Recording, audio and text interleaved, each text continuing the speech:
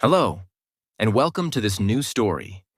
A story of failure, of fear, of dreams that were almost lost before they even began. This is not a story from a movie. This is real. This is the story of a man who had nothing. No confidence, no fluency, no proper English.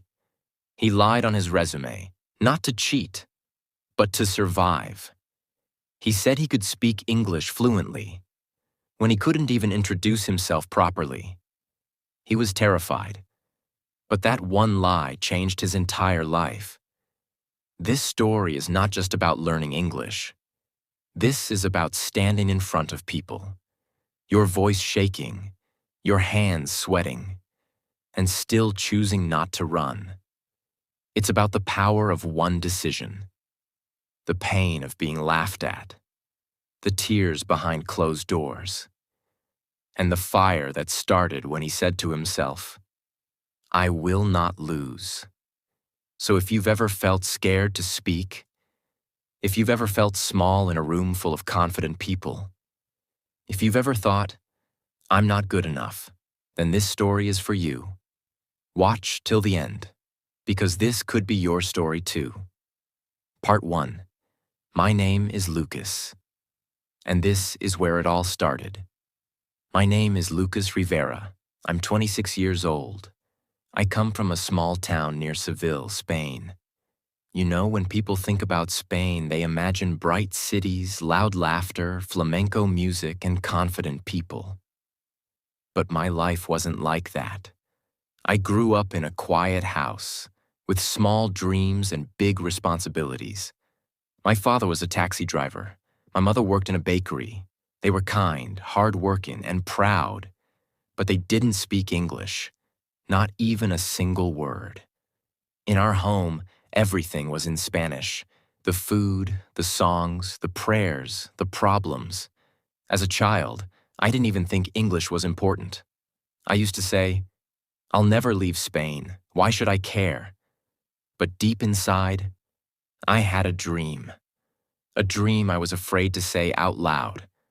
I wanted to live in New York, the city of lights, the city where smart people live, where confident people speak beautiful English and chase impossible dreams. That city was in my wallpaper, on my notebooks, in my mind, but not in my plan. Why? Because I didn't believe I belonged there. In school, English was my weakest subject. I could never understand grammar. I didn't know the difference between do and does, speak and talk.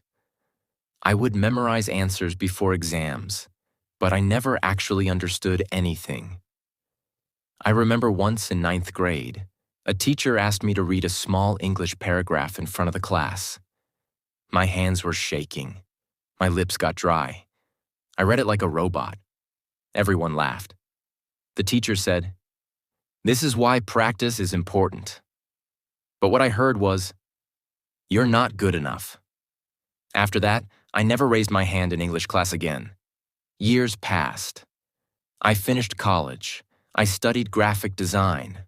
I was good at it, not the best, but good enough to dream of something more than a small town. One night, I was scrolling job websites, and I saw a position at a creative agency in Manhattan. I clicked it. The job description said, "Must be fluent in English, must be confident in meetings, international applicants welcome." I stared at those words. I wasn't fluent, I wasn't confident, but I was desperate. That night, I did something I never imagined. I opened my resume, and under languages, I wrote, English fluent. My hands were cold, my heart was fast, but I hit send. A week later, I got the email. "Dear Lucas, we loved your portfolio. Can we schedule an interview?" My stomach dropped. I didn't tell anyone, not my parents, not my friends, not even myself. I replied, "Yes, I'm available tomorrow." That night, I searched. How to speak English fluently in one day. It was stupid, I knew that, but I didn't know what else to do. I practiced fake answers. I wrote them down, memorized them like a child. I was not ready, but I showed up to the Zoom interview. They asked me, "Tell us about yourself." I smiled. My face was calm, but inside I was falling apart. I said, "My name is Lucas. I'm graphic designer from Spain. I love design. I want to work in New York." I made mistakes. My grammar was broken. But I said it with courage. They nodded. They smiled. Next day, I got the offer letter. I was hired. I couldn't believe it. My hands were shaking. I showed my parents. They didn't understand all of it, but they were proud. 2 weeks later, I was on a plane to New York. I had never been out of Spain before. I had never spoken full sentences in English before. But now, I had to live in a new country, work in an international office, and speak English every day. That lie on my resume became my biggest truth, because now I had to survive it. Part 2. The first day. The boy who lied walked into reality. The plane landed at JFK International Airport around 5:45 p.m. My hands were cold. My back was stiff. But my eyes, they were wide open. For the first time in my life, I was in New York City, the land I had only seen in movies. Now it was under my feet. The air smelled different. It was cold, but not in a bad way. It smelled like smoke, fast food, and something exciting, like a secret that's waiting for you to discover it. I walked out of the airport and my heart started racing. The taxis were yellow. The roads were loud. People were walking fast, talking fast, eating fast. And yes, they were speaking English faster than my brain could understand. Everywhere I looked, I saw different people. White, black, Asian, Arab, Latino, Indian. This wasn't just one country. It was the whole world, standing on one street. And me? I was a small-town boy from Seville, wearing a blue jacket I had borrowed from my cousin, holding 2 bags and one big lie. I'm fluent in English. I had booked a small Airbnb room for a week. It was in Queens. I chose the cheapest one, $38 a night. The room was small, just a bed, a window, a tiny table, and a dusty lamp. But I felt rich. I felt like a movie star in a cheap hotel. Because this wasn't about luxury. It was about freedom. I spent my first evening walking. I didn't go to Times Square. I didn't go to the Statue of Liberty. I just walked around the blocks near my stay. I watched people. I listened to conversations. I looked at store signs and menus and tried to read them silently. I was hungry, but I was too scared to order food. I didn't know how to say it. What if they asked me something? What if I didn't understand? So I went to a small grocery store. I picked up a sandwich, a packet of chips, and a can of soda. The total was $8.90. I gave $10. The man at the counter said something fast like, "You want a bag?" I froze. What did he say? I smiled nervously and said, "Sorry, English not good." He rolled his eyes. "Bag? You want bag?" This time I understood. I nodded. He threw my things in a bag and said nothing else. I walked out, embarrassed. That night I sat on the bed. I ate my sandwich in silence, and I thought, what am I doing here? I had my first panic attack that night. Not the dramatic movie one, just small and quiet. Tears came. I tried to hide them. From who? I don't know. Maybe from myself. I whispered to myself, "You said you're fluent. Tomorrow is your first day at work. What if they find out? What if they fire you? What will you do?" The next morning, I woke up at 6 a.m. I took a shower. I used my own towel because the Airbnb one looked old. I wore a simple white shirt, black jeans, and my only pair of office shoes. I had no winter coat, so I wrapped a scarf around my neck like armor. I took the subway for the first time. It was loud, crowded, confusing. I kept checking Google Maps every 2 minutes. I missed my first train. Then I stood on the wrong side of the platform. Then I got off at the wrong stop. Finally, I reached my office building in Manhattan. It was beautiful. Tall glass windows, a golden logo on the door, people in clean suits and powerful shoes. My heart was thumping like a drum inside my chest. I walked to the reception. The lady smiled and said something fast. I didn't catch all the words. Something like, "Hi, welcome, name and appointment, please?" I smiled. "My name Lucas, first day today." She typed something. "Ah, Lucas Rivera. Yes, you're with creative team, 12th floor." I nodded. I didn't say anything else. I didn't even say thank you, because I was afraid I'd mess up. The elevator ride was long, not because of the time, but because of my thoughts. Will they know? Will they laugh? Will they understand my accent? The doors opened. A woman in a black blazer greeted me. "Hi, Lucas. Welcome. I'm Sarah, your team lead. Come, I'll show you around." She was warm, friendly, confident. She spoke fast, but with a smile. As she walked me through the office, I tried to listen. I caught only some words. "This is the pantry. Free coffee here. That's the conference room. Our creative team sits here." I kept nodding like I understood everything, but inside, I was drowning. Then we reached my desk. It was clean, modern. There was a small welcome card with my name on it. Lucas Rivera, welcome to NYC. My eyes watered again. Not because I was sad, but because I had made it here. Somehow, with broken English, with fear in my heart. But I was here. I sat down, opened my laptop, pretended to look busy. Then came the real test.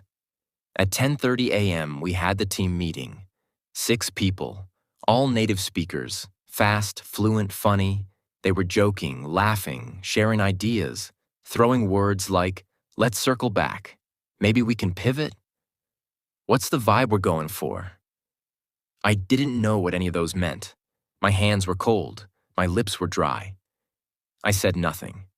Then Sarah said, "Lucas, what do you think?" Time stopped. I looked up. I opened my mouth, and nothing came out. Then I forced myself. I think design is nice, but maybe a little more bright? Silence. Then one guy said, "Yeah, I see what you mean. Add more color, right?" I nodded fast. Yes, more color." The meeting moved on. No one said anything, but I knew they noticed. My words were broken. My grammar was basic. I sounded like a beginner. And I was. After the meeting, I went to the bathroom. I looked at myself in the mirror, and I said, "You have 2 choices. Be scared forever, or become fluent, become fearless, even if it takes time." That day, I made a decision. I would no longer be Lucas from a small town. I would become Lucas, the man who taught himself English from zero, who changed his life word by word, sentence by sentence. That night, I didn't go out. I didn't call my family. I sat in my small Airbnb room. I opened a notebook, wrote on the top, "Mission, English fluency," and I wrote a plan. Wake up at 5 a.m. every day. Watch 1 hour of English videos with subtitles. Repeat what I hear. Write 5 new sentences daily. Speak in the mirror. Record myself. Don't miss a single day. No excuses, no fear. And finally, you lied once. Now earn the truth. That was the first day, and it changed everything. Part 3. From silence to voice. The days that changed me. I woke up the next morning at 5 a.m. It was dark outside. The room was cold. The heater in my Airbnb made a strange sound like an old man coughing. I pulled the thin blanket off me, sat up, and rubbed my eyes. I was tired. I had slept only 4 hours. My body said, "Sleep more." But my mind screamed, "No, you made a promise last night. Wake up. Start now." So I stood up. I took a deep breath and said out loud, "Good morning, Lucas. Today, we begin." It was my first morning training myself in English. I made a cup of coffee in the small shared kitchen. The coffee was bitter. But I didn't care. I was hungry, but I didn't eat. I only had one goal: become fluent in English, whatever it takes. I opened YouTube on my phone. I searched English conversation with subtitles. I found a video of two friends talking in a coffee shop. One was saying, "Hey, long time no see. How have you been?" The other said, "I've been great, just busy with work. You know how it is." I paused, rewound, played again. "Hey, long time no see." I repeated it out loud. "Hey, long time no see." Again. "Hey, long time no see." I spoke slowly, word by word. My tongue felt stiff. My mouth was not used to these sounds. It was like teaching a baby to talk. Then the second sentence. "I've been great, just busy with work." I broke it into small parts. I have been great. I've been great, busy with work. I repeated it 10 times. Each time I felt a little more confident. I had never done this before. Back in Spain, we just memorized grammar rules. Nobody taught us how to speak naturally. But now, here I was, a grown man in a foreign land, learning to speak like a child. And you know what? It felt powerful. That 1-hour practice became my morning ritual. Every day, 5 a.m. to 6 a.m. before work, no matter how cold, no matter how sleepy. I called it my power hour. After 1 week, I added a mirror practice. I would stand in front of the bathroom mirror and talk to myself in English. Sometimes I introduced myself. "Hi, I'm Lucas. I work as a designer in New York. I love creativity and good coffee." Sometimes I acted like I was ordering food. "Hi, can I get 1 cheeseburger, 1 fries, and a Coke, please?" At first, I laughed at myself. I felt stupid, but I kept going. Because I remembered something I heard once. Embarrassment is the price of growth, and I was ready to pay that price. Every day after work, I came home tired. But I didn't stop. I made a schedule, 6 p.m. to 7 p.m. Watch English TV shows with subtitles. 7 p.m. to 7:30 p.m. Write 5 new sentences in my notebook. 7:30 p.m. to 8 p.m. Record myself speaking and listen to my voice. Yes, I recorded myself. My voice sounded strange. My accent was strong. My grammar was weak. But I did it. Every single day. One night, I was practicing in the mirror when my Airbnb host walked past the bathroom.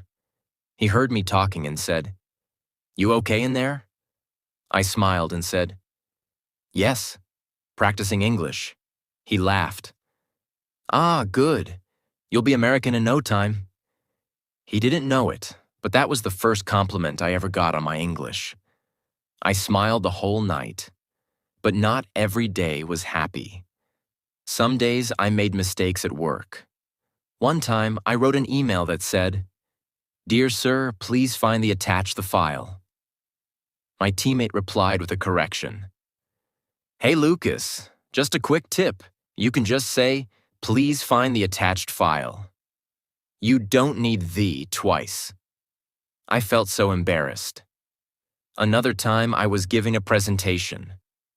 I wanted to say, "This feature will make the process faster."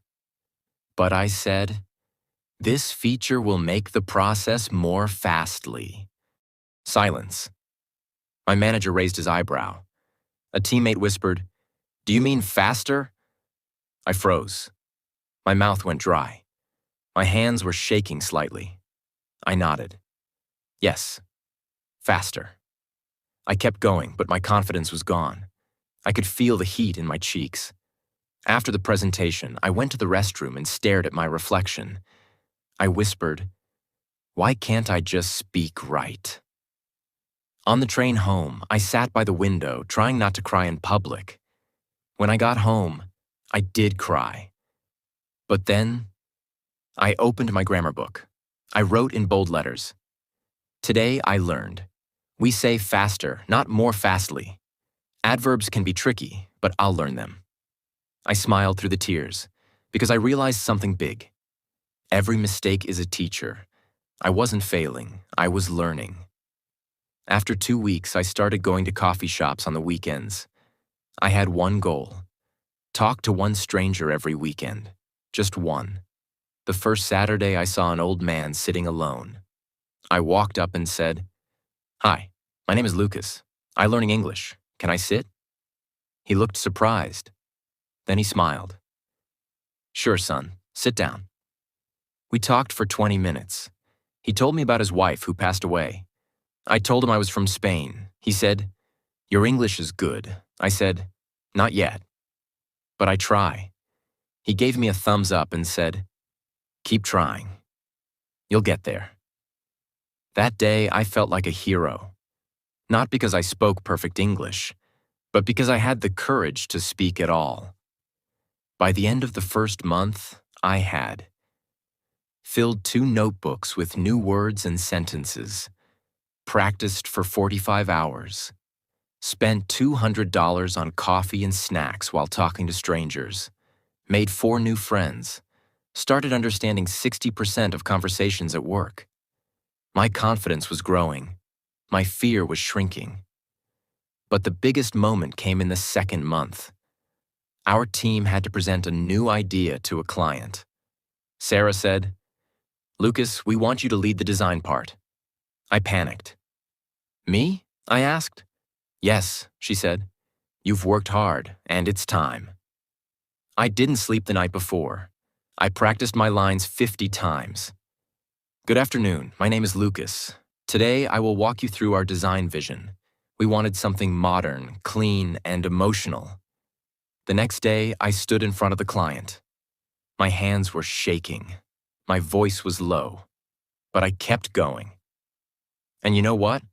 I did it. I made mistakes, yes. I forgot one sentence, yes. But I didn't stop. I finished. And when I looked up, they were clapping. My manager smiled.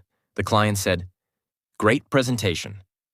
Loved the color story."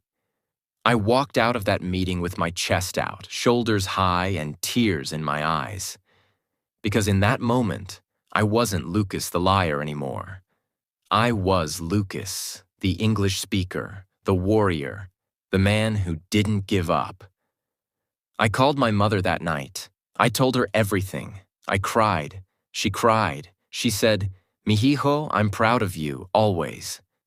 I looked out the window that night. New York City lights were glowing like stars on the ground. And I whispered to myself, this is just the beginning. I had only 31 days left. 31 days to survive. 31 days to prove I wasn't a liar. 31 days to become the person I had pretended to be. That morning, I stood in front of the mirror, wearing my navy blue shirt, fixing my tie with shaking hands. The mirror didn't lie like my resume did. It showed me the truth. Eyes full of fear, mouth dry, heart pounding like I had run a marathon. But I repeated the same line I had written on a yellow sticky note stuck to the mirror. One sentence better than yesterday. That was my promise now. Just one sentence, just one new phrase, just one step forward. But that day, something unexpected happened at work. My manager, David, called me to join a client Zoom call. A real client. A real meeting. Real English. My legs felt weak. My hands were cold. My stomach twisted like I had swallowed ice cubes. I said, yes, but my voice cracked. I joined the call with a fake smile and real fear. The client spoke fast. Too fast. I understood only 20% of what he said. I tried to smile, nod at the right times, and laugh when others laughed. I kept writing down every new word I heard. After the meeting, David said nothing. He just looked at me and walked away.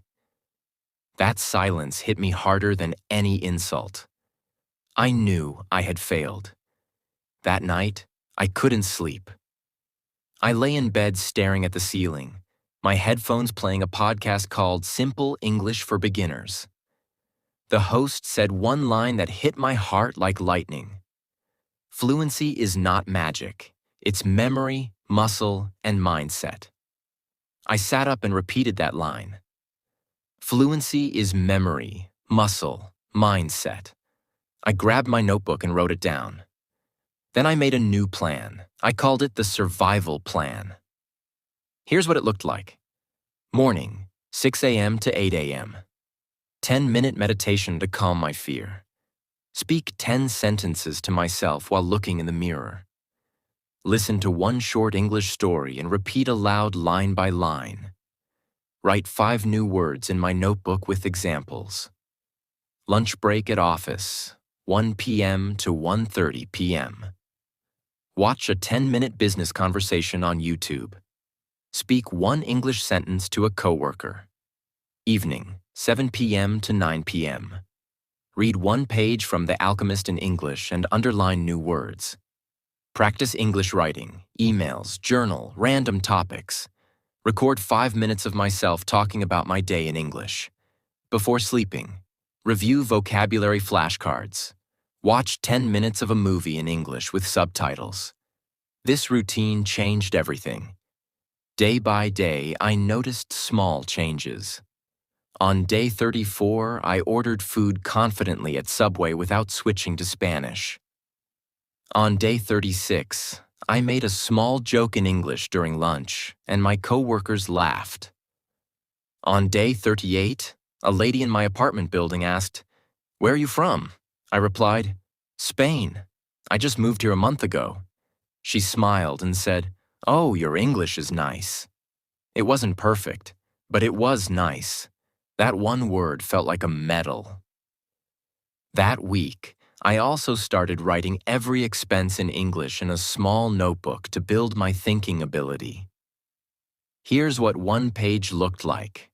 Rent, $1,200. Groceries, $148.35. Transport, bus plus subway, $52.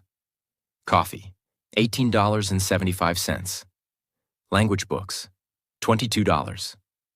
Mobile recharge, $35.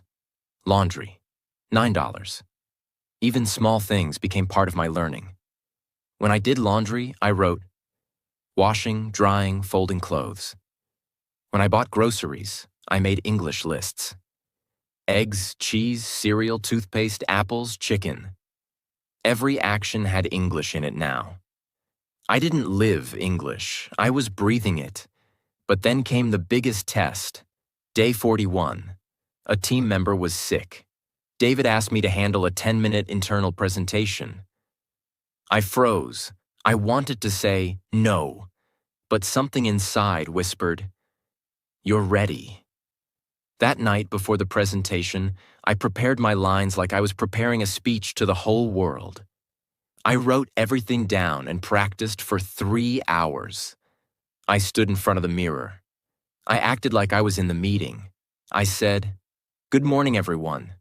Today, I'll share the progress of the Blue Tech project. First, let's look at the timeline." Again and again. Over and over. I even practiced my smile. I wore my best shirt, polished my shoes, and reached office early. When my time came, I stood. My hands were shaking, but I took a deep breath and started. I didn't read. I spoke. I forgot a few lines, but I replaced them with simple English. I smiled when I made a mistake. I added a little joke, and it worked. When I finished, I saw David nodding. For the first time, I felt like I belonged. Later that evening, I sat in a cafe, opened my notebook, and wrote, "Today, I became the man I lied about 41 days ago." Then I wrote a question. What else can I do in 19 more days? And with that, my journey reached a new level. Part 4. The language that gave me a new life. 19 days. That's all I had left before I had to prove myself completely. But something had changed in me. I was no longer afraid. Every day I was speaking more, listening more, understanding more. I didn't count English as a subject anymore. It had become part of my blood. I started enjoying English. I would read street signs, shampoo bottles, toothpaste instructions, bank forms, everything. Even mistakes didn't hurt anymore. I learned to smile at them. I remember one day I was in a cafe. I ordered a coffee and sat with my laptop. A man beside me, an older American, looked at me and said, "You're not from around here, are you?" I smiled and said, "No, I'm from Spain." He said, "But your English sounds really good.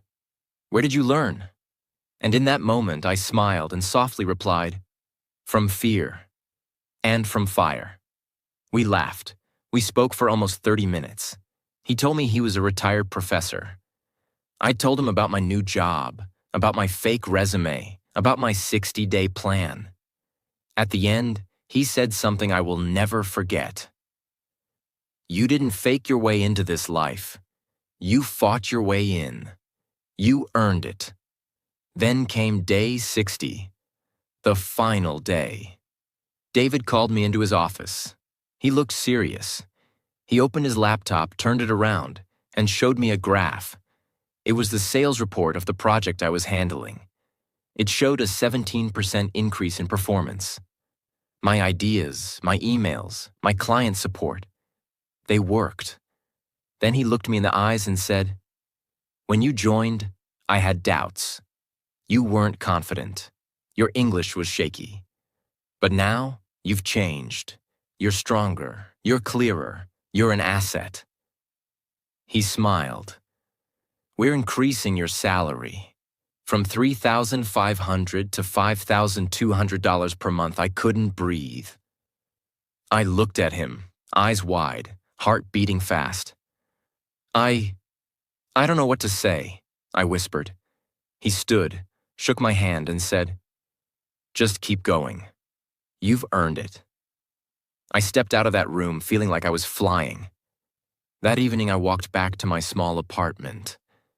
The same place where I once sat crying, afraid I would be fired. But this time I wasn't crying. I was laughing. I opened my balcony window.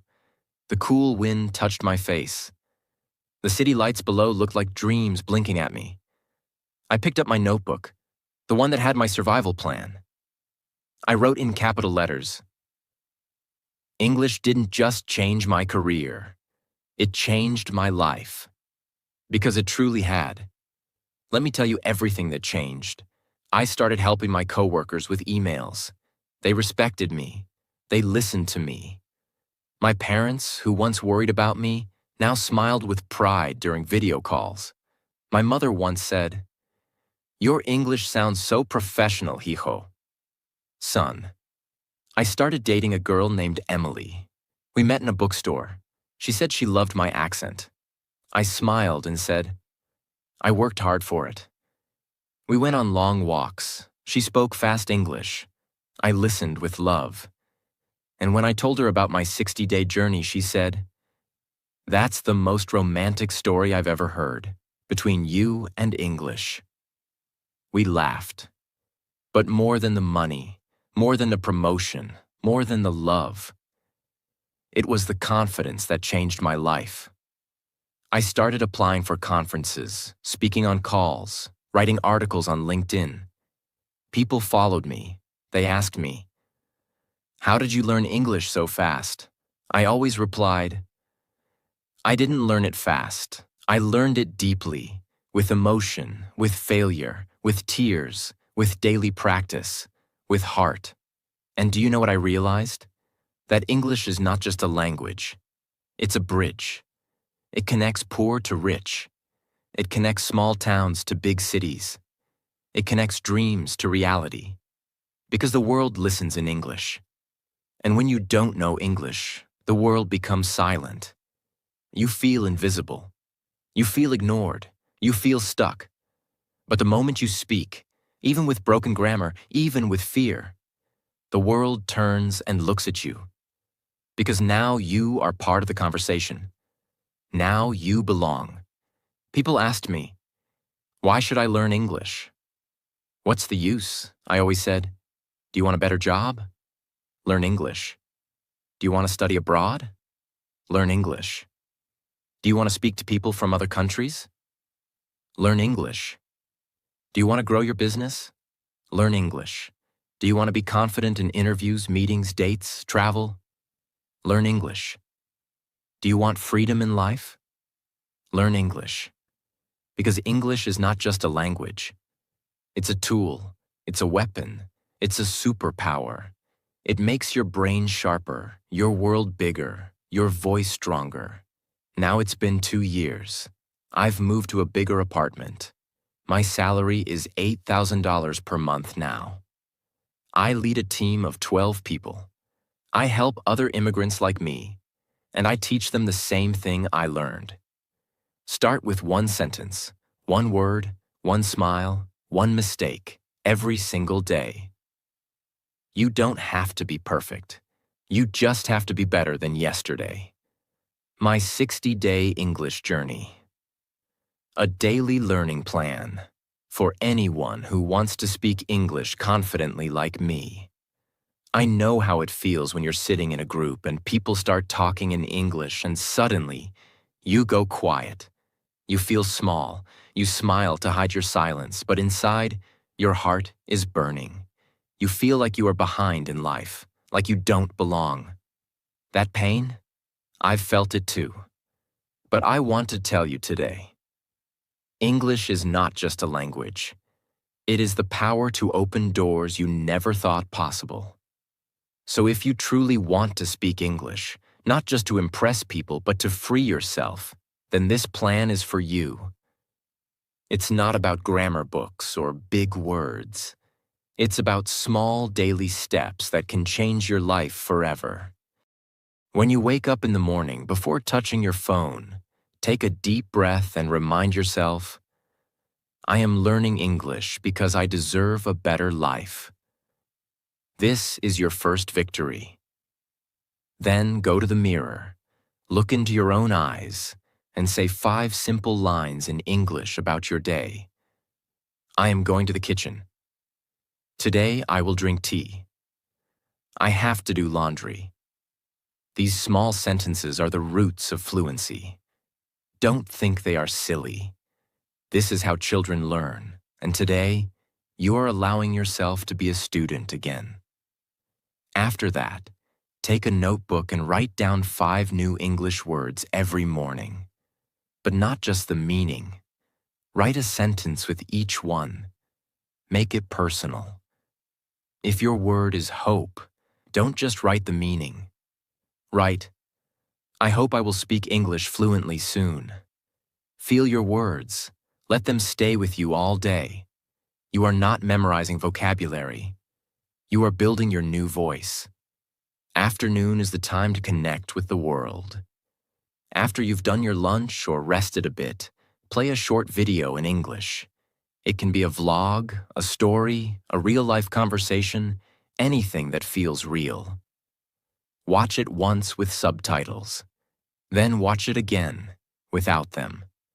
Focus not on understanding every word, but on feeling the rhythm, the flow of the speaker.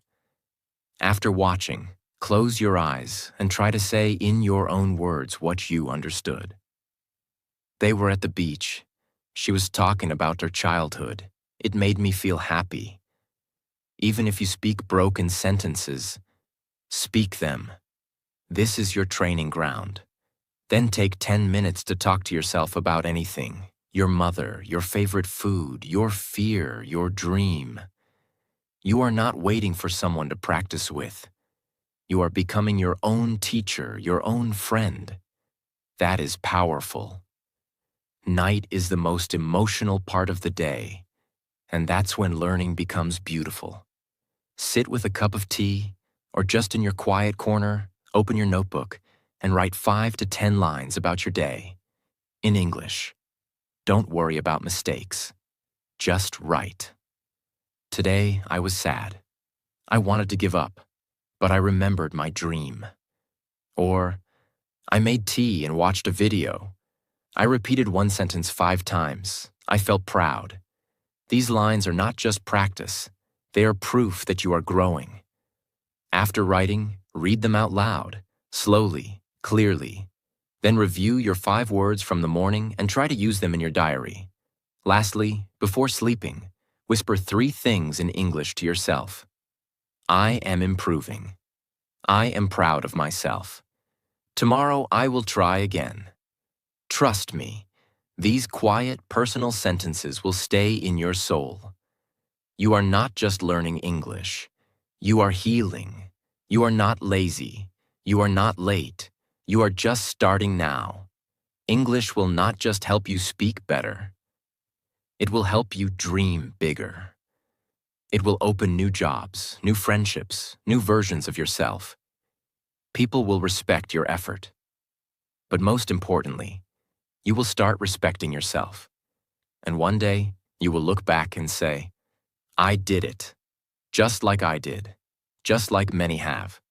And just like you will. If you're reading this and you're scared of English, I want to tell you something. Don't give up. I was once you. Lost, ashamed, afraid to speak. But I kept going. Let's grow together. Let's build your English. Let's build your future. Because you are not just learning a language. You are building your life.